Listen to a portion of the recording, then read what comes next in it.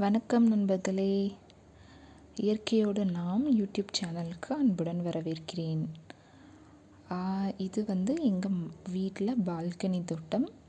இதில் நாங்கள் வச்சுருக்க செடியெல்லாம் இப்போ காமிச்சிருக்கேன். துளசி, ரோஜா பூச்செடி, தக்காளி செடி, பொன்னாங்கண்ணி கீரை, மணி பிளான்ட், அப்புறம் மிளகாய் செடி, இது எல்லாமே நாங்கள் எங்கள் வீட்டு பால்கனியில் வச்சுருக்கோம்.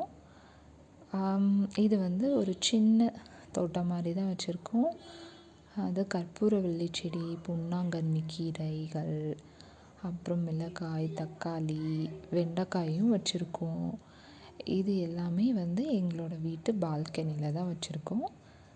தேங்க்யூ.